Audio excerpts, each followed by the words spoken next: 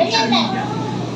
Kaya hinahanap ko po talaga kung sino yung nag-message sa akin, sino si Angelo na. Ang sabi ko niya, Dali Frankie, total wala na sa inyo si Oliver. Ibigay ko na lang sa mga pinsan ko yung pera. Mapinsan ko na kapatid ni Oliver. So, ang ibig sabihin, tutungan niyang pagbigyan kayo.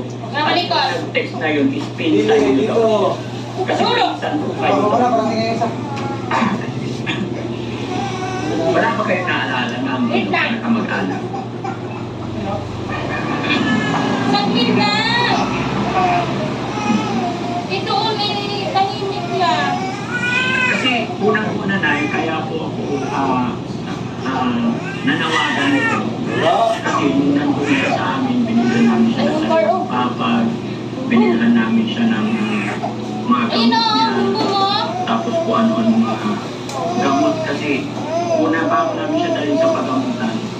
Dinala ko muna sa doktor kasi yung sugat. Ayan, natanggalan na.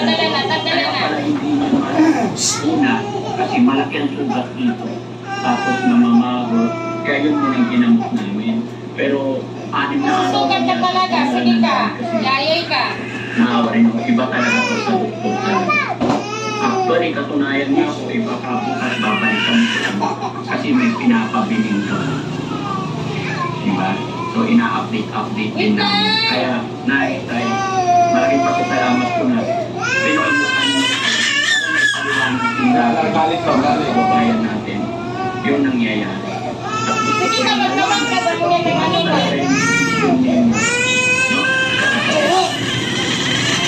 kasi unang-una po, kaya kung tinanawagan ko ang ating mga kababayan na tawag nito, ating mga kababayan na humingi ng saklolo para kay Kuya Oliver dahil na mahal ang mga gamot-gamot.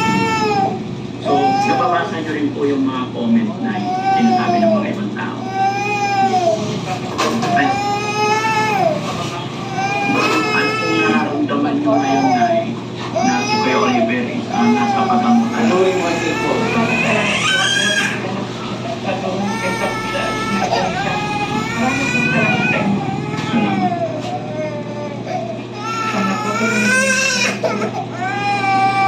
Makaparami ba ito? Gusto na gumaling pa.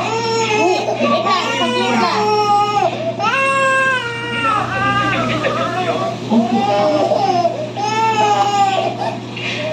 Lalo ko yung mga nabawa.